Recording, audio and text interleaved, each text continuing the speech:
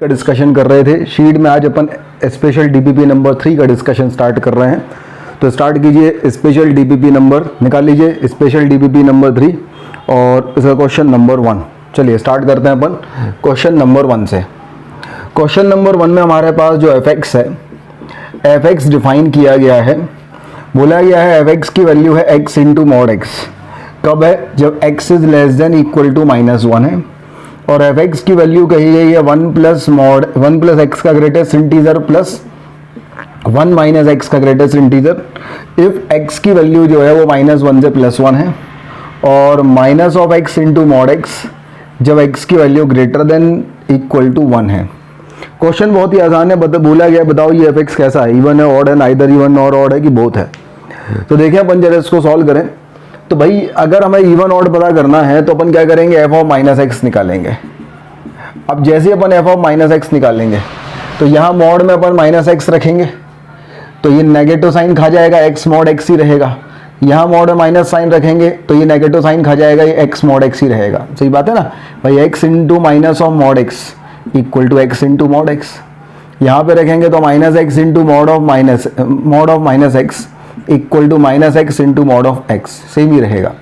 और यहाँ अगर हम x की जगह -x रखेंगे तो ये 1 माइनस x का greatest integer plus 1 plus x का ग्रेटेस्ट इंटीजर, ये वाली चीज़ और ये वाली चीज़ सेम ही रहेगी। तो तीनों केसेस में जो हमारे पास f ऑफ -x है उसकी वैल्यू fx के इक्वल आ रही है। इसका मतलब ये फंक्शन एक इवन फंक्शन है। ऑप्शन नंबर ए जो है वो इसका आंसर होगा। नोट कर लीजिए। हाँ भाई, क्वेश्चन नंबर 1 अपना हो गया। क्वेश्चन नंबर 1 के बाद देखिए क्वेश्चन नंबर 2। देखो भाई पढ़िए क्वेश्चन नंबर 2 पढ़िए, बहुत ही अच्छा सवाल है। बोला गया है क्वेश्चन नंबर 2 में एक हमारे पास gx है और gx की जो वैल्यू है ये है 4 cos का power 4x minus of 2 into cos 2x minus of 1/2 into cos of 4x minus of x की पावर 7 का पावर 1/7। अगर ये gx है तो बोला गया है g ऑफ 100 की वैल्यू निकालिए। चलिए अपन पहले इसको सिंप्लीफाई करते हैं फिर देखते हैं कैसे हो सकता है। देखने में तो बहुत भयंकर लग रहा है लेकिन जो है ये चिल्ला के कुछ बोल रहा है कि भाई हम इसको सॉल्व कर सकते हैं ये से। देखो जरा ये क्वेश्चन अगर आप देखो तो ये क्वेश्चन चिल्ला के बोल रहा है कि भाई आप मेरे को सॉल्व कर दो। तो इसको अपन सॉल्व करें तो ये लिखा है 2 cos स्क्वायर x का होल स्क्वायर। और 2 cos स्क्वायर x की वैल्यू क्या होती है भाई साहब? 2 cos स्क्वायर x की वैल्यू होती है 1 प्लस cos 2x और इसका होल स्क्वायर। तो ये क्या हो जाएगा 1 plus cos square 2x plus 2 into cos 2x। अच्छी बात है। फिर यहाँ पे आ जाओ, ये cos 4x में कन्वर्ट हो सकता है ना, तो cos स्क्वायर 2x। तो cos स्क्वायर 2x को अपन क्या लिख सकते हैं 1 plus cos 4x upon 2 plus हो जाएगा 2 cos 2x। तो ये हो जाएगा 1 और ये 1/2 तो 1 प्लस 1/2 प्लस हमारे पास है cos 4x/2 प्लस हमारे पास है 2 cos 2x/2 plus 2 cos 2x।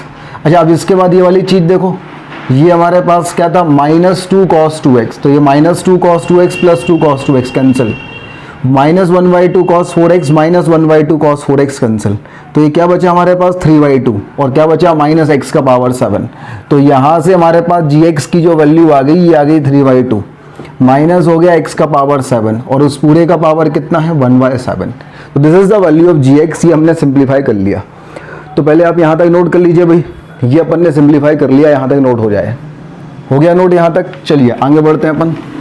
अब gx की वैल्यू हमारे पास आ चुकी है, हमें g ऑफ gx की वैल्यू निकालनी है। तो चलिए हम आगे सिंप्लीफाई करते हैं इसको। भाई साहब gx की जो वैल्यू अपन ने निकाली है, ये gx की वैल्यू है 3/2 माइनस x का पावर 7 और इसका पावर 1/7। हम g ऑफ gx की वैल्यू निकालें अगर, तो जहाँ जहाँ x है वहाँ वहाँ हमें gx रखना है। तो ये x का पावर 7 की जगह gx का पावर 7 रखेंगे तो 3/2 माइनस x का पावर 7 का पावर 1/7 और इसका पावर 7। समझे बात को भाई, ये gx है ना, तो gx का पावर 7। तो जैसे ही अपन ये रखते हैं तो ये वही 7 से ये वाला 7 से 7 कैंसिल, तो ये 3/2 माइनस 3/2 तो बचा minus of x minus minus plus x का पावर 7 और उसका पावर ही 1/7। तो आंसर आ जाएगा x। तो g ऑफ gx की वैल्यू x आ जाएगी। तो अगर मैं g ऑफ g 100 की वैल्यू देखूंगा तो क्या जाएगी हमारे पास 100। वाह, बहुत ही सुंदर आंसर। तो इसका जो आंसर है, इसका आंसर डी है। तो ये हो गया अपना क्वेश्चन नंबर 2, और क्वेश्चन नंबर 2 का आंसर हो गया डी। नोट कर लीजिए यहाँ तक। क्वेश्चन नंबर 2 के बाद हमारे पास है क्वेश्चन नंबर 3। क्वेश्चन नंबर 3 जो है ये अपन ने ब्लैक बुक में भी सॉल्व किया है। अभी बोला गया है एक हमारे पास फंक्शन है fx। इस fx का जो डोमेन है, fx का जो डोमेन है वो 0 से लेके 1 है, बोथ ओपन। बोला गया है find the domain of f of e का power x plus f of ln of mod x। ये है, ये अपने पास अगर gx है तो gx का डोमेन हमें निकालना है। तो ध्यान दो यहाँ पे, सभी लोग ध्यान दीजिए कि भाई हमें अगर इसका डोमेन निकालना है तो हम क्या करेंगे, हम इसका डोमेन निकालेंगे d1 और इसका डोमेन निकालेंगे d2। दोनों का इंटरसेक्शन ले लेंगे तो आंसर आ जाएगा। ये d1 है, ये d2 है, दोनों का इंटरसेक्शन ले लेंगे तो इसका डोमेन आ जाएगा d। अब f ऑफ x का डोमेन है 0 से लेके 1, मतलब f में जो चीज़ इनपुट हो रही है x, उसकी वैल्यू 0 से लेके 1 हो सकती है। तो e का पावर x में जो इनपुट होगा उसकी वैल्यू 0 से लेके 1 होनी चाहिए। अब अगर मैं e की पावर x का ग्राफ देखता हूँ तो e की पावर x का ग्राफ कुछ इस तरीके से आता है। e की पावर x का ग्राफ कुछ इस तरीके से आता है। e की पावर x में जो वैल्यू 0 है वो तो नहीं होती, 0 प्लस होती है। 0 प्लस कब होती है, माइनस इन्फिनिटी पे, ये 0 प्लस होती है। और 1 कब होती है, 1 होती है ये 0 पे। मतलब x की जो वैल्यू है वो क्या हो जाएगी, माइनस इन्फिनिटी से लेके 0 हो जाएगी। तो अगर इस वाले d1 की बात करूँ अपन तो माइनस इन्फिनिटी से 0 हो जाएगा। अब अगर अपन यहाँ देखें ln ऑफ मॉड x, बोला गया है ln ऑफ मॉड x की वैल्यू 0 से लेके 1 हो जाए, तो अपन ln ऑफ मॉड x का ग्राफ बनाएं। तो ln x का ग्राफ तो हमारे पास कुछ इस तरीके से होता है, ये 0 होता है, ये 1 होता है। अगर मॉड x है तो जो ग्राफ पॉजिटिव x एक्सिस पे होगा वही ग्राफ नेगेटिव x एक्सिस पे होगा। ये वाला पॉइंट -1 हो जाएगा। अब ln x की वैल्यू 0 से लेके 1, तो 0 तो यहाँ हो रहा है 1 और -1 पे, तो 1 जो है वो कहाँ होगा, तो हम देख रहे हैं 1 वैल्यू एक तो e पे होगी और दूसरी वैल्यू -e पे होगी। तो 0 से लेके 1 में अगर अपन देखें तो हमारे पास ये वाला ग्राफ है और ये वाला ग्राफ है। तो यहाँ पे x की वैल्यू जो है वो -e से लेके -1 है, यूनियन 1 से लेके e है। तो ये इनइक्वालिटी नंबर 2 है और ये इनइक्वालिटी नंबर 1 है। इन दोनों का अपन इंटरसेक्शन लेंगे तो आंसर आ जाएगा। तो पहले यहाँ तक नोट कर लीजिए, फिर अपन इनका इंटरसेक्शन लेते हैं। चलिए अब अपन इनका इंटरसेक्शन लेते हैं। दो इनइक्वालिटी का इंटरसेक्शन लेने का तरीका वो ये होता था कि सिंगल नंबर लाइन पे दोनों इनइक्वालिटीज को अपन ड्रॉ कर लेते थे। तो अपने पास ये इनइक्वालिटी अपन ड्रॉ कर रहे हैं सिंगल नंबर लाइन पे, तो हमारे पास सबसे पहले आएगा -e, फिर आ जाएगा -1, फिर आ जाएगा 0, फिर आ जाएगा 1, फिर आ जाएगा e। पहला वाला कह रहा है माइनस इन्फिनिटी से लेके 0, दूसरा वाला कह रहा है -e से लेके -1, यूनियन हमारे पास है 1 से लेके e। तो आंसर हमारे पास क्या जाएगा, -e से लेके -1। तो आंसर इसका जो डोमेन आएगा वो -e से लेके -1 आएगा। मतलब इसका जो ऑप्शन आएगा वो ऑप्शन नंबर ए आ जाएगा। तो क्वेश्चन नंबर 3 का जो आंसर आएगा वो क्या जाएगा, ऑप्शन नंबर ए। नोट कर लीजिए भाई, बिल्कुल सही आंसर है ऑप्शन नंबर ए। ये हो गया क्वेश्चन नंबर 3। क्वेश्चन है कंपोजिट फंक्शन का। f(x) की जो वैल्यू है, f(x) की वैल्यू हमें दी हुई है 2 + x। 2 + x दिया हुआ है जब x greater than equal to 0 है, और 4 - x दिया हुआ है जब x लेस देन 0 है। बोला गया है कि अगर f ऑफ f(x) का ग्राफ हम बनाते हैं और इक्वल टू k का ग्राफ बनाते हैं, बोला गया this has at least one solution then find the value of k। चलिए ठीक है, तो सबसे पहले हमें f ऑफ f(x) की वैल्यू निकालनी पड़ेगी, और ये हमारे पास होता है composite function of non uniformly defined function. तो इसमें f ऑफ f(x) का ग्राफ बनाने की वैल्यू निकालने के पहले हमें f(x) का ग्राफ बनाना पड़ेगा। तो हम सबसे पहले f(x) का ग्राफ बनाते हैं, और f(x) का ग्राफ बना के फिर अपन जो है आगे बढ़ेंगे। तो मैं यहाँ पे f(x) का ग्राफ बना देता हूँ। ये हमारे पास जो है x एक्सिस है, ये y एक्सिस है। 2 + x है 0 से बड़े पे, तो ग्रेटर देन 0 पे, तो 0 रखने पे तो वैल्यू आ जाएगी 2, तो 0 रखने पे वैल्यू 2, और 1 रखने पे वैल्यू 3, मतलब जो है 2 रखने पे वैल्यू जो है वो आ जाएगी 4। तो हमारे पास जो है ये इस तरीके की लाइन हो जाएगी। ये हो जाएगा y = 2 + x when x is greater than equal to 0। तो जब x लेस देन 0 है तो 4 - x, तो 0 रखने पे वैल्यू आएगी 4, लेकिन उस पर ओपन रहेगा क्योंकि 0 पे इनइक्वालिटी है, और 4 रखने पे वैल्यू 0 आएगी। अच्छा देखो जरा, हमें तो इस तरफ जाना है हालांकि, ठीक है। तो हम इस तरफ जाएंगे तो जैसे ही 1 वैल्यू रखेंगे -1, तो -1 रखने पे वैल्यू क्या जाएगी हमारे पास, -1 रखने पे वैल्यू हो जाएगी 5। -1 रखने पे वैल्यू 5, तो ये कुछ इस तरीके का ग्राफ बनेगा। ये हमारे पास हो गया y = 4 - x। ये अपन ने f(x) का ग्राफ बना लिया। अब हमें निकालना है f of fx। f of fx निकालना है तो fx में जहाँ जहाँ x है वहाँ वहाँ अपन fx पुट कर दें। तो ये हमारे पास हो जाएगा 2 + fx। ये कब हो जाएगा? If fx is greater than equal to 0। और दूसरा हमारे पास हो जाएगा 4 - fx। ये कब आ जाएगा? जब fx इज़ लेस देन 0। ये हो जाएगा। अब अपन देखें ग्राफ से, भाई fx की value greater than equal to 0 कब हो रही है? तो देखो भाई fx की वैल्यू तो हमेशा ग्रेटर देन इक्वल टू 0 हो रही है, हमेशा। कभी भी fx के लिए नेगेटिव हो ही नहीं रही है। fx की वैल्यू कभी भी नेगेटिव नहीं हो रही, मतलब fx इज लेस देन 0 वाला तो केस बनेगा ही नहीं। मतलब ये वाला केस तो कभी नहीं बनेगा, जो भी केस बनेगा तो ये वाला केस बनेगा। चलिए अच्छी बात है। तो fx ग्रेटर देन 0 जो है उसमें कुछ केस हैं, बिल्कुल केस हैं। जब fx की वैल्यू ग्रेटर देन 0, देखो जरा, ये वैल्यू हमारे पास कितनी थी यहाँ पे? ये वैल्यू हमारे पास थी 2। जब fx की वैल्यू हमारे पास है 2 से लेके 4, तो उस कंडीशन में हमारे पास केवल एक ही फंक्शन है, वो फंक्शन है y = 2 + x। लेकिन जब fx की वैल्यू 4 से लेके इन्फिनिटी, तो उस केस में हमारे पास दो फंक्शन है, ये वाला भी और ये वाला भी। तो अब हमारे पास जो fx ग्रेटर देन 0 है, इसमें अपन केस बनाएंगे। पहला केस बनाएंगे जब fx की वैल्यू जो है वो 0 से लेकर 2 हो जाए। जब fx की वैल्यू 0 से लेकर 2 होगी तो इस केस में तो कुछ नहीं होगा। फिर हम बनाएंगे दूसरा केस जब fx की वैल्यू जो है वो 2 से लेके 4 हो जाए। 2 से लेके 4, जब 2 से लेके 4 होगी तो हमारे पास ये वाला ग्राफ बनेगा, है ना। 4 पे मैंने इक्वलिटी ली है क्योंकि यहाँ भी 4 पे इक्वलिटी हो रही है। और इस वाले केस में fx की वैल्यू क्या होगी? 2 + x। इस वाले केस में fx की वैल्यू क्या होगी? 2 + x। और x की वैल्यू क्या होगी? 0 से लेकर 2। x की वैल्यू क्या हो जाएगी? 0 से लेकर 2। ये हो गया। फिर दूसरा है जब fx की वैल्यू ग्रेटर देन 4 हो। तो fx की वैल्यू जब ग्रेटर देन 4 है तो उस केस में हमारे पास ग्रेटर देन 4, fx की वैल्यू ग्रेटर देन 4। तो जब fx की वैल्यू ग्रेटर देन 4 है उसमें दो केस हैं। एक तो ये वाला केस है जब x की वैल्यू 2 से लेके इन्फिनिटी है। जब x की वैल्यू 2 से लेके इन्फिनिटी है, ये वाला केस है। यहाँ पे fx की जो वैल्यू है वो क्या है? 2 + x। और दूसरा हमारे पास ये वाला केस है। ये वाला केस हमारे पास क्या है? ये वाला केस है जब x की वैल्यू जो है वो यहाँ पे है, मतलब -∞ से लेके 0 है। और इस केस में जो fx की वैल्यू है, fx की वैल्यू हमारे पास 4 - x है। तो अगर हम एक चीज़ देखें, जब x की वैल्यू 0 से लेके 2 है या 2 से लेके इन्फिनिटी है, तब fx 2 + x है। तो अपन डायरेक्ट कहते हैं जब x की वैल्यू जो है वो 0 से लेके इन्फिनिटी है तो fx 2 + x है। और जब fx की वैल्यू -∞ से 0 है तो fx की वैल्यू 4 - x है। इस चीज़ को अपन थोड़ा और सस्ते में निपटा सकते थे। भाई एक बार और इस चीज़ को समझने की कोशिश कीजिए। हमने क्या किया? सबसे पहले f of fx निकाला। f of fx निकाला तो हमने x की जगह fx पुट किया। तो सबसे पहली चीज़ तो हमारे पास ये आई कि fx लेस देन 0। तो हमें देखा कि fx की वैल्यू कभी लेस देन 0 हो ही नहीं रही है, तो ये वाला केस हो गया ख़त्म। अब fx ग्रेटर देन 0 में दो केस हैं, एक ये वाला फंक्शन है, एक ये वाला फंक्शन है। एक बार हमारे पास fx की वैल्यू कितनी है? 2 + x। 2 + x कब है? जब x की वैल्यू है 0 से लेके इन्फिनिटी। और एक बार fx की वैल्यू हमारे पास है 4 - x, जब x की वैल्यू है -∞ से लेके 0। तो अपन दो केस डायरेक्ट बना दें, कोई दिक्कत वाली बात नहीं है। तो पहले यहाँ तक नोट कर लीजिए।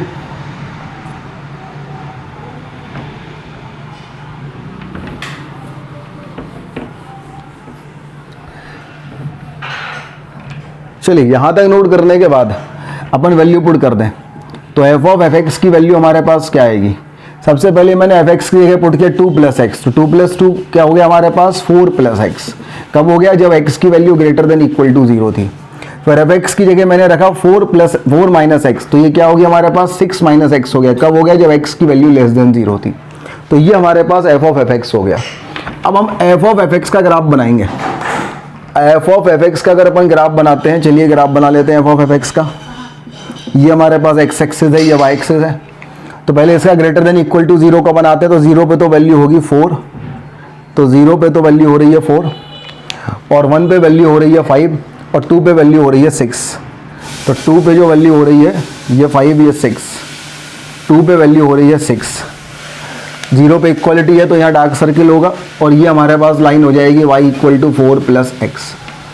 फिर दूसरा अपन देखें लेस देन इक्वल टू 0 पे। तो 0 पे वैल्यू हो रही है 6, लेकिन 6 पे क्या होगा? Hollow circle. और -1 पे वैल्यू हो जाएगी -7, -1 पे वैल्यू हो जाएगी +7। तो -1 पे वैल्यू +7 हो गई, तो ये ऐसा कुछ ग्राफ जो है एफ ऑफ एफ एक्स का होगा। अब हमसे बोला गया है कि f of f x equal to k है, अगर एफ ऑफ एफ एक्स की वैल्यू अगर के है और इसका एटलीस्ट वन सॉल्यूशन है, यही कहा है ना, फोर्थ क्वेश्चन में बोला गया है f of f x equal to k at least one solution, मतलब हमें एक हॉरिजॉन्टल लाइन ड्रॉ करनी है जो कम से कम एक पॉइंट पे इसको कट करे। तो जैसे ही अपन इस रीजन में ड्रॉ कर रहे हैं तो कहीं कट नहीं कर रही है, अपन ने यहाँ ड्रॉ किया तो एक पॉइंट पे कट करेगी, यहाँ से ऊपर किया एक पॉइंट पे, एक पॉइंट पे, एक पॉइंट पे, और यहाँ कर रहे हैं तो 2 पॉइंट पे। तो क्लियर है हमारे पास ये हॉरिजॉन्टल लाइन यहाँ या यहाँ से ऊपर हो तो काम चल जाएगा। और ये यहाँ पे के की वैल्यू क्या होगी 4, तो के की value greater than equal to 4 होगी तो चल जाएगा। तो हम आगे बढ़े, इसका ऑप्शन देखिए, तो ऑप्शन क्या क्या है इसका, इसमें बोला है के की वैल्यू क्या हो सकती है 2, 3, 4 एंड 6, तो आंसर हो सकता है 4 एंड 6, एटलीस्ट वन सॉल्यूशन के लिए 4 एंड 6। तो क्वेश्चन नंबर 4 देखें अगर अपन,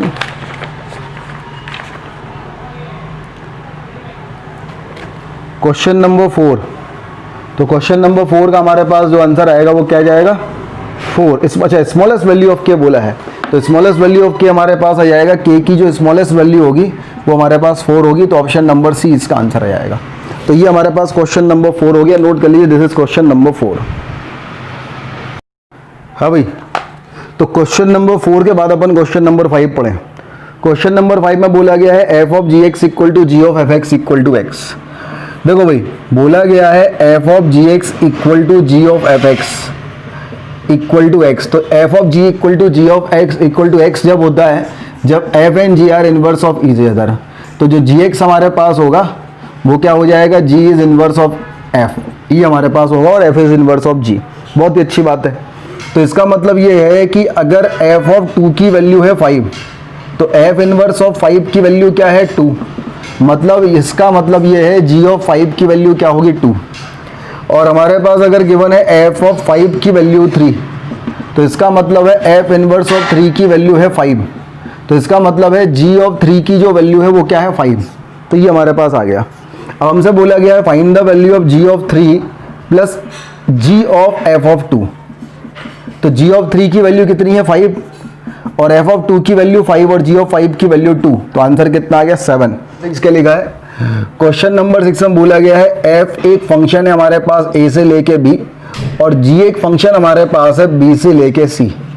तो बोला गया है गॉफ जो है, गॉफ एक फंक्शन है, तो गॉफ हो जाएगा ए से लेके सी, और ये डिफाइन है, क्वेश्चन में given it is define. Okay, then which of the statement are true, gof is onto, then f must be onto. चलिए बनाते हैं अपन। भाई अगर हम गॉफ बना रहे हैं तो पहले एफ आएगा फिर जी आएगा, है ना, ऐसा होता है। तो हमारे पास क्या हो जाएगा कि भाई गॉफ में पहला ऑप्शन चेक करना पड़ेंगे इसमें अपन को। बोला गया है गॉफ अगर ऑन टू है, गॉफ अगर ऑन टू है तो भाई ये कुछ ऐसा हमारे पास ए है, ए से हमारे पास बी है, ए से बी में हमारे पास डिफाइन होगा एफ, और बी से सी में जो हमारे पास है वो डिफाइन होगा, बी से सी में डिफाइन होगा जी।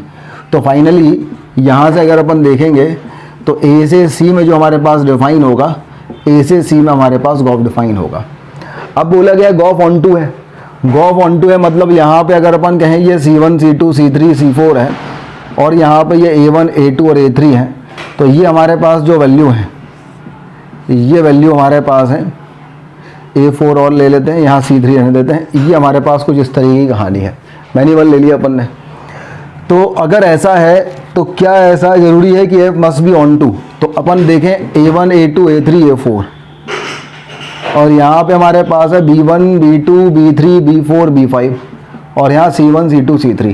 A पे वैल्यू B1 दे दो, B1 पे दे दो C1, फिर A पे हमारे पास वैल्यू B2 दे दो, B2 पे दे दो C2, A3 पे वैल्यू दे दो B3 और B3 पे दे दो C3, और A4 पे भी B3 दे दो और उस पर भी C3 आ जाएगा। अगर ऐसा होता है तो ये हमारे पास हो जाएगा। अब देखो इस केस में गॉफ तो हमारे पास ऑन टू है, लेकिन क्या एफ भी ऑन टू है? नहीं है। हमें उल्टा करना है, हमें कोशिश करना है फॉल्स हो जाए, ऐसा फिगर बनाने की कोशिश करना है। अगर हम ऐसा फिगर बनाने में कामयाब हो गए मतलब हमारा काम बन गया, और नहीं तो फिर जो स्टेटमेंट है वो ट्रू हो जाएगा। तो हमने देखा भाई ये अगर ऑन टू है तो हमने कोशिश एक ही कि एफ ऑन टू ना हो, और एफ ऑन टू नहीं में जब एफ इस केस में एफ ऑन टू नहीं है और गॉफ ऑन टू है, ऐसा केस बनाने में हम सफल हुए। मतलब ऑप्शन नंबर ए जो है वो अपना आंसर नहीं है। This is option number A. फिर अपन है ऑप्शन नंबर बी। बोला गया है एफ टू इन टू है लेकिन जी ऑन टू है, तो भाई एफ इन टू है और जी ऑन टू है, तो क्या gof must be onto, तो क्या गॉफ को ऑन टू होना ही पड़ेगा? तो बिल्कुल सही बात है, अगर जी ऑन टू हो गया मतलब इसके तीनों एलिमेंट जो है एंगेज हो गए, तो इसके भी तीनों एलिमेंट इस केस में भी एंगेज होने ही पड़ेंगे। तो हमारे पास जो है ऑप्शन नंबर बी जो है वो करेक्ट होना चाहिए, ठीक है। या फिर कुछ और सोचते हैं अपन। क्वेश्चन नंबर 6 क्या बोला है, जी अगर ऑन इनटू है और एफ अगर ऑन टू है तो गॉफ क्या ऑन टू होगा? तो देखो इस केस में तो हो रहा है। अच्छा अब अपन ऐसा करें, मान लीजिए यहाँ पे अपन बना लेते हैं C4 और B4 पे C4 और ले लेते हैं, और यहाँ ले लेते हैं C5, B5 पे C5 ले लेते हैं। तो अगर हम देखें तो यहाँ पे F कैसा है इनटू और G कैसा है ऑन टू, तो यहाँ पे C4 C5, तो क्या ये हमारे पास ऑन टू हो रहा है? नहीं हो रहा है ना। देखो कहाँ हो रहा है, उल्टा सोचना है अपन को, तो नहीं हो रहा है, ये नहीं हो रहा है, मतलब ऑप्शन बी जो था, ऑप्शन बी भी करेक्ट नहीं है। चलिए आगे बढ़े। बोला है गॉफ 1 1 है, तो G इज नॉट नेसेसरी 1 1। अब गॉफ अपन ने 1 1 बना दिया, चलिए भाई अपन ने ये जो है A4 अलग कर दिया, गॉफ 1 1 हो गया। अब गॉफ अगर 1 1 है तो बोला गया है कि G इज नॉट नेसेसरी 1 1, तो अपन G को मैनी 1 बना के देखें, तो अपन ने G लो भाई मैनी 1 बना दिया, लो तो ये कोई दिक्कत नहीं है, मैनी 1 है लेकिन ये 1 1 है, बिल्कुल हो रहा है। तो ऑप्शन नंबर सी जो है वो करेक्ट हो गया। तो हमारे पास जो करेक्ट हो गया वो ऑप्शन नंबर सी तो हो ही गया। आगे बढ़े। बोला गया है एफ जो है वो इंजेक्टिव है, मतलब एफ 1 1 है, चलिए एफ को अपन 1 1 बना लेते हैं, A4 पे B4 भी दे देते हैं। और G जो है वो ऑन टू है, चलिए G को अपन ऑन टू बना लेते हैं, G को अपन ऑन टू बनाने के C4 गायब कर देते हैं, चलो ये C4 ये ले लेते हैं, है ना, ये है। तो उस कंडीशन में बोला गया है कि gof must be bijective, gof bijective होगा A1 A2 A3 A4, ठीक है। तो A1 पे B1 B1 पे C1, A2 पे B2 B2 पे C2 और A3 पे B3 B3 पे C3 और A4 पे B4 और B4 पे फिर C3, तो A4 पे क्या हो जाएगा C3? नहीं, बिल्कुल नहीं। देखो तो ये ऑप्शन नंबर डी भी जो है वो गलत हो गया। तो इस क्वेश्चन का केवल एक ही ऑप्शन करेक्ट होगा, ऑप्शन नंबर सी। तो ये क्वेश्चन नंबर 6 हो गया। नोट कर लीजिए यहाँ तक क्वेश्चन नंबर 6 -4 है। कब है? जब mod x less than equal to 3 है, और ये है 5 of signum function of mod of x -3। कब? जब x ग्रेटर देन 3 है। और gx एक फंक्शन है, gx के बारे में बोला गया है, ये है 2 × 10 इनवर्स ऑफ e की पावर x - π/2। तो बोला गया है क्या कहोगे आप? f ऑफ gx c1 होगा, g ऑफ fx c1 होगा, g ऑफ gx ऑड होगा, f ऑफ fx ऑड होगा। चलो देखते हैं। तो भाई पहली बात तो ये है कि अगर x ग्रेटर देन, ये जो है ये x -3 तो ऑलवेज पॉजिटिव होगा। जब x -3 पॉजिटिव होगा तो पॉजिटिव पे सिग्नम फंक्शन हमेशा वैल्यू 1 देता है।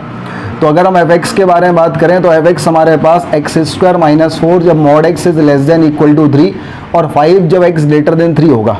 तो f ऑफ -x की वैल्यू निकालेंगे तो ये भी सेम रहेगा, ये भी सेम रहेगा, तो प्लस fx के इक्वल आएगा।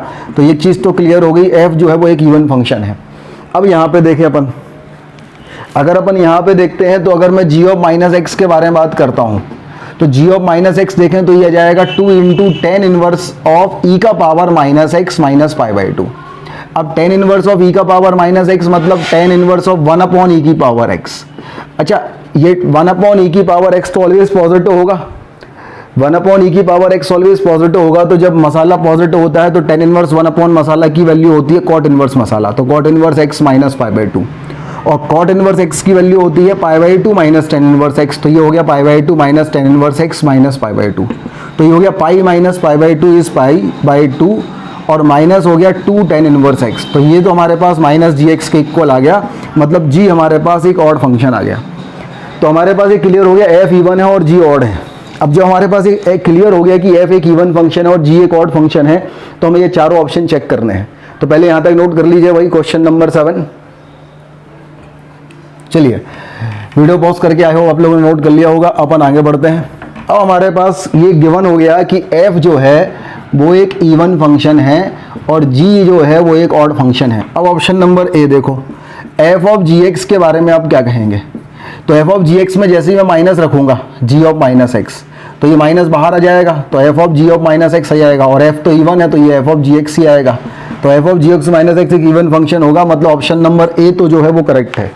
तो क्वेश्चन नंबर 7 का ऑप्शन नंबर ए करेक्ट हो गया। फिर ऑप्शन नंबर ए के बाद अपन आते हैं ऑप्शन नंबर बी पे। ठीक है, ध्यान रखें मल्टीपल भी हो सकता है आंसर, इसलिए ऑप्शन हमेशा सभी चेक करें, एक में ही घुस ना हो जाए।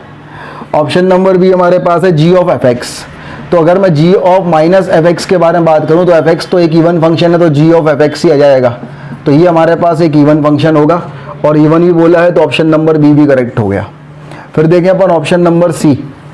ऑप्शन नंबर सी में बोला गया है g ऑफ जी एक्स, तो हमने g ऑफ माइनस एक्स निकाला और g एक ऑड फंक्शन है तो ये माइनस बाहर आ जाएगा, तो माइनस ऑफ जी एक्स, फिर ये माइनस बाहर आ जाएगा तो g of g x minus, तो g हमारे पास ये ऑड फंक्शन होगा, ऑड ही बोला है, तो ऑप्शन नंबर सी भी एक अपना आंसर हो गया। फिर अपन ने देखा डी हमारे पास बोला है एफ ऑफ एफ एक्स, तो अगर मैं एफ ऑफ माइनस एक्स निकालता हूँ तो ये एक इवन फंक्शन है, तो आंसर आ जाएगा एफ ऑफ एफ एक्स। तो ये हमारे पास एक इवन फंक्शन होगा, लेकिन ये ऑड दिया है, तो ऑप्शन नंबर डी ना होगा। तो इस क्वेश्चन का ऑप्शन नंबर 7 का आंसर क्या हो जाएगा हमारे पास, ए बी सी तीनों हो जाएंगे। तो नोट कर लीजिए, दिस इज क्वेश्चन नंबर 7। चलिए भाई, क्वेश्चन नंबर 7 के बाद अपन देखें क्वेश्चन नंबर 8। क्वेश्चन नंबर 8 जो है वो कॉलम मैच वाला सवाल है, लेकिन है बड़ा आसान। बोला गया है एफ एक्स एक फंक्शन है, इसकी वैल्यू हमारे पास है ln x, और जी एक्स एक फंक्शन है, इसकी वैल्यू हमारे पास है x स्क्वायर माइनस 1। बोला गया है column A contains the composite function, column two contain their domain, match the entries of the column 1 with their corresponding answer in column 2 for gof of cof. सभी define है, तो उनका domain क्या होगा। चलिए, तो अपन पहले एफ एक्स के बारे में बात करते हैं। एफ एक्स की वैल्यू ln x है और जी एक्स की वैल्यू x स्क्वायर माइनस 1 है। तो अगर मैं f के बारे में बात करूं तो f हमारे पास है ln x, बता इसका जो डोमेन होगा वो 0 से लेके इन्फिनिटी होगा, और रेंज जो होगा वो माइनस इन्फिनिटी से प्लस इन्फिनिटी होगा। अगर मैं g के बारे में बात करूं तो जी एक्स हमारे पास है x स्क्वायर माइनस 1, तो इसका डोमेन तो ऑल रियल नंबर होगा माइनस इन्फिनिटी से प्लस इन्फिनिटी। अब x square always greater than equal to 0 होता है, तो x square minus 1 greater than equal to minus 1 होगा, तो इसकी रेंज जो है वो माइनस 1 से लेके इन्फिनिटी होगी। इतना अपन ने कर लिया। अब अपन एक एक ऑप्शन चेक करते हैं तो क्या होता है, देखें जरा। क्वेश्चन नंबर 1 ए, इसका बोला गया है फॉग डिफाइन है, फॉग, तो अपन पहले लिखेंगे जी फिर लिखेंगे एफ। अब हमारे पास जो जी है वो है माइनस इन्फिनिटी से लेके प्लस इन्फिनिटी टू माइनस 1 से इन्फिनिटी, और ये हमारे पास है 0 से लेके इन्फिनिटी। ये हमारे पास क्या है, 0 से लेके इन्फिनिटी से माइनस ऑल रियल नंबर। तो भाई ये वाली चीज़ कॉमन पार्ट होनी चाहिए, तो इसमें कॉमन पार्ट क्या होगा, ये 0 से इन्फिनिटी, ये माइनस 1 से इन्फिनिटी, तो हमें चेंज करना पड़ेगा ये वाली चीज़। तो ये वाली चीज़ जब 0 से इन्फिनिटी होगी तो ये वाली चीज़ भी चेंज होगी। तो जी एक्स के बारे में अपन बात करें, बोला गया है जी एक्स अगर ग्रेटर देन इक्वल टू 0 है तो x square minus 1 should be greater than equal to 0 होगा। तो x minus 1 into x plus 1 should be greater than equal to 0 होगा। तो एक्स की वैल्यू माइनस इन्फिनिटी से लेके माइनस 1, यूनियन हमारे पास, अच्छा इक्वालिटी नहीं है 0 पे नीचे है ना, तो यहाँ भी इक्वालिटी नहीं होगी, तो माइनस इन्फिनिटी से माइनस 1 यूनियन 1 से इन्फिनिटी होगा। तो ऑप्शन नंबर ए का जो आंसर आ गया वो आ गया आर। तो ऑप्शन नंबर ए का आंसर तो आर आ गया, ये नोट कर लीजिए, ऑप्शन नंबर ए हो गया। ऑप्शन नंबर ए के बाद अपन आते हैं ऑप्शन नंबर बी पे। अब देखते हैं अपन option number B. Option number B के बारे में अगर अपन बात करें तो ऑप्शन नंबर बी में हमारे पास जो है क्या दिया हुआ है, g ऑफ एफ एक्स। तो ऊपर हम f लिखेंगे, नीचे अपन g लिखेंगे। अब अगर मैं fx के बारे में बात करूं तो fx के हमारे पास डोमेन है 0 से लेके infinity to all real number, और gx का हमारे पास क्या है, gx का ऑल रियल नंबर से माइनस 1 से इन्फिनिटी। अच्छा ये इक्वल ही है तो इसका डोमेन 0 से इन्फिनिटी होगा, तो b का 0 से इन्फिनिटी मतलब s, तो b का जो आंसर आ गया वो s आ गया। नोट कर लीजिए, दिस इज b। b के बाद अपन आते हैं c। अब देखिए c हमारे पास है f ऑफ एफ एक्स। तो अगर मैं f ऑफ एफ एक्स है तो यहाँ भी f लिखूँ, यहाँ भी f लिखूँ, तो f हमारे पास है 0 से इन्फिनिटी से ऑल रियल नंबर, और ये भी हमारे पास आ जाएगा 0 से इन्फिनिटी से ऑल रियल नंबर। तो भाई ये जो चीज़ है ये कॉमन पार्ट लेना पड़ेगा, तो कॉमन पार्ट में ये चेंज होगा, ये चेंज हो जाएगा 0 से इन्फिनिटी, और जब ये 0 से इन्फिनिटी चेंज होगा तो ये वाली चीज़ भी चेंज हो जाएगी। तब कंडीशन ये है कि जो एफ एक्स है ये ग्रेटर देन 0 है। एफ एक्स अगर ग्रेटर देन 0 है मतलब n n x greater than 0 है, तो एक्स जो है वो ग्रेटर देन ये होगा, e की पावर 0, एक्स ग्रेटर देन 1 होगा। तो x की वैल्यू जो है वो 1 से लेके इन्फिनिटी होगी, तो इसका आंसर 1 से लेके इन्फिनिटी मतलब ऑप्शन नंबर पी हो जाएगा। तो सी का जो आंसर है वो ऑप्शन नंबर पी है, ये सी नोट कर लीजिए। सी के बाद अपन आते हैं डी पे। अब देखिए डी,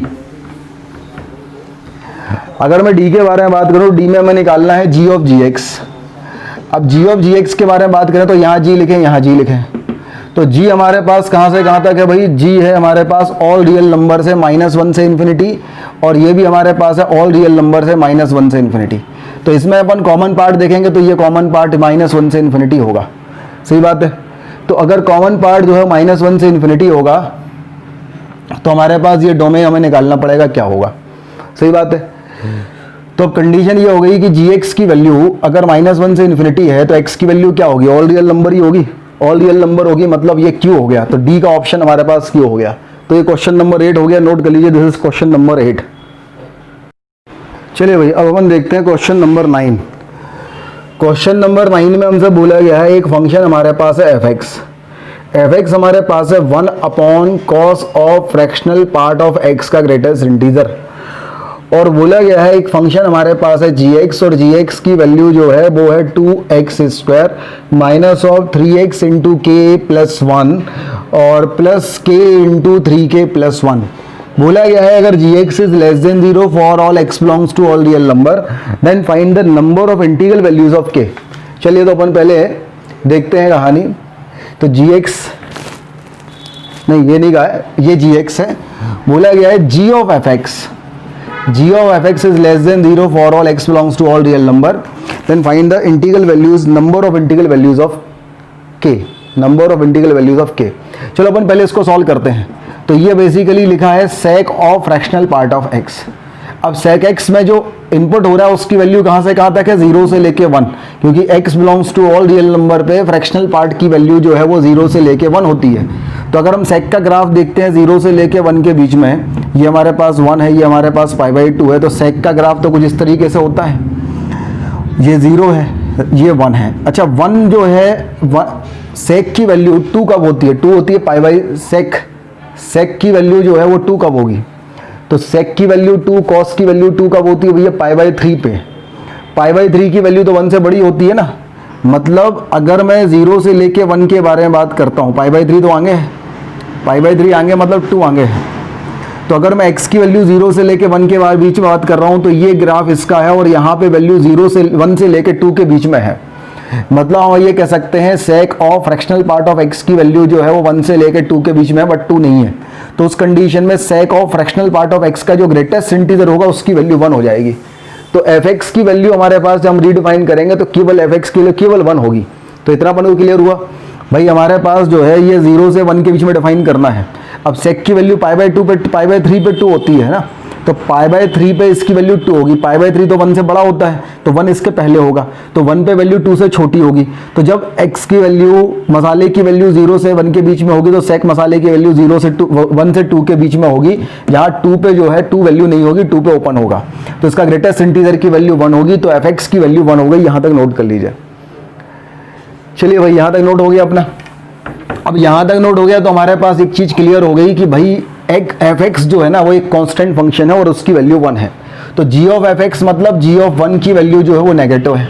अब g ऑफ 1 अगर नेगेटिव है तो ये हो जाएगा 2 इंटू 3 इंटू के plus 1 plus 3k² plus k should be less than 0। तो ये हो गया 2 minus of 3k minus of 3 plus of 3k² plus k is less than 0। तो ये हो गया हमारे पास 3k² minus 3k plus k is minus 2k, और 2 minus 3 is minus 1, this is less than 0। तो ये हमारे पास आ जाएगा 3k² minus of 3k plus of k minus 1 is less than 0। तो आंसर आ जाएगा k minus 1 into 3k plus 1 which is less than 0। तो k की value आ जाएगी -1/3 से लेके 1, बोथ ओपन। तो -1/3 से लेके 1 के बीच में कितने इंटीजर हो रहे हैं, तो भैया -1/3 से 1 के बीच में 0, बस एक ही इंटीजर हो रहा है। तो how many values integral value of k is possible, that is 1। तो क्वेश्चन नंबर 9 अगर अपन देखें, क्वेश्चन नंबर 9 का आंसर आ जाएगा 1। k की केवल एक ही वैल्यू होगी, इंटीग्रल वैल्यू, दैट इज 0। तो इसका आंसर 1 आ जाएगा। This is question number 9, note कर लीजिए क्वेश्चन नंबर 9। क्वेश्चन नंबर 9 के बाद देखिए क्वेश्चन नंबर 10। क्वेश्चन नंबर 10 में हमारे पास जो hx है ये कहा गया है a इंटू एक्स का पावर 5 प्लस कहा गया है b into sine x plus c into ln of 1 plus x upon 1 minus x plus 7। अगर ऐसा है तो बोला गया है h ऑफ -½ की वैल्यू तो 6 है, तो h of signum function of e का पावर माइनस एक्स अपॉन 2 की वैल्यू क्या होगी। अब देखो भाई x की वैल्यू कुछ भी हो जाए, x की वैल्यू कुछ भी हो जाए, e का पावर माइनस एक्स तो हमेशा पॉजिटिव होता है, और सिग्नम फंक्शन में जब भी पॉजिटिव इनपुट होता है तो सिग्नम फंक्शन की वैल्यू हमेशा क्या होती है 1। तो ये h ऑफ हाफ की वैल्यू पूछी गई है, क्या होगा। ये चीज़ क्लियर हुई भाई। e का power minus x always positive होगा, सिग्नम में पॉजिटिव इनपुट होता है तो वैल्यू 1 होती है, तो सिग्नम ऑफ e की पावर माइनस एक्स आ गया 1, तो ये 1/2, तो h ऑफ हाफ की वैल्यू हमसे पूछी हुई है। हमें h ऑफ हाफ की वैल्यू निकालनी, पहले यहाँ तक नोट कर लीजिए। अब h ऑफ हाफ की वैल्यू निकालनी है तो ये h of minus x, h of x मतलब कुछ इवन ऑड वगैरह टाइप से चीज़ें जो है शो कर सकता है। तो अगर मैं ऐसा करूँ, मैं यहाँ से h ऑफ माइनस एक्स की वैल्यू निकालता हूँ। देखो भाई h ऑफ माइनस एक्स अगर मैं निकालता हूँ तो x का पावर -5 है तो माइनस बाहर आ जाएगा, साइन ऑफ माइनस एक्स है तो माइनस बाहर आ जाएगा। यहाँ देखें जरा, यहाँ अगर देखें तो ln हो जाएगा 1 minus x upon 1 plus x, और मैं इसमें अगर रेसिप्रोकल लेना चाहूँ तो ये हो जाएगा 1 plus x upon 1 minus x का पावर -1, माइनस बाहर आ जाएगा तो ln of 1 plus x upon 1 minus x, तो ये हो जाएगा minus of c into ln of 1 plus x upon 1 minus x, और ये हो जाएगा +7। तो ये h ऑफ माइनस एक्स की बात हो जाएगी। अब अगर मैं इन दोनों को ऐड कर दूं, मैं h of x plus h of minus x को अगर ऐड कर दूं तो ये माइनस, ये प्लस, ये माइनस, ये प्लस, ये माइनस, ये प्लस सब कैंसिल, तो आंसर आ जाएगा 14। मतलब अगर मैं हाफ पुट कर दूं तो h of minus half, h of half plus h of minus half की जो वैल्यू है वो आ जाएगी 14। अब अगर ये वैल्यू 6 है तो h ऑफ हाफ की वैल्यू क्या आ जाएगी 18 से 14 माइनस 6, तो h ऑफ हाफ की वैल्यू हो जाएगी 8। तो answer of question number 10 is 8। तो ये हमारे पास क्वेश्चन नंबर 10 हो गया। डीपीपी नंबर 3 कर रहे थे अपन, है ना। डीपीपी नंबर बिल्कुल सही है, बहुत बहुत बधाई, आप डीपीपी नंबर 3 कर चुके हैं। तो ये अपन ने शीट की डीपीपी नंबर 3 कर ली। नेक्स्ट क्लास में अपन स्पेशल डीपीपी नंबर 4 करेंगे। चलिए मिलते हैं नेक्स्ट क्लास में, धन्यवाद।